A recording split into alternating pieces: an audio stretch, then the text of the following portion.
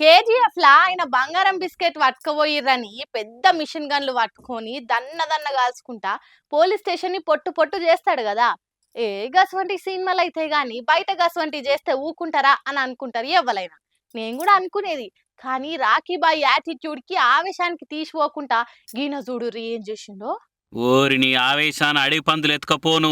ఏం చేస్తున్నావో, ఎంత ఆగం చేస్తున్నావో నీకన్నా మినిమం ఆలోచన ఉందా? ఈ మోతవరి ఇంత కోపంతో ఇదంతా చేస్తుంది ఎందుకు అనుకుంటుర్రు? టోల్ కట్టమన్నందుకు. ఉత్తరప్రదేశ్ కాడ Delhi Lucknow national highway toll gate కాడ టోల్ పైసలు కట్టమన్నారట వాళ్ళు. కథం నన్నే టోల్ కొట్టమంటారా? టోటల్ గా నేనంటే ఏందో చూపిస్తా ఆగుర్రి మీకు అని ఇగో ఇట్లా టోల్ గేట్ మొత్తాన్ని జేసీబీతో నేలమట్టం చేసిపోయిండు. ఇక వైరల్ అవుతున్న ఈ వీడియోని చూసి మరి ఉత్తరప్రదేశ్ అంటే ఇప్పటికే బుల్డోజర్లకు జేసీబీలకు పెట్టింది పేరు అన్నట్టు తయారైంది. మీదికెళ్ళి ఇసొంటి జేసీబీల వీడియోలతో ఇంకింత ఫేమస్ అవుతుందిగా అని కొందరు కామెంట్లు చేస్తుంటే ఎవడ్రా కేజీఎఫ్ ల రాఖీ బాయి పుష్పల బండిదే యాటిట్యూడ్ అన్నది ఇదిరా అసలైన యాటిట్యూడ్ అని అనుకుంటా పోస్టులు వేస్తురిగా.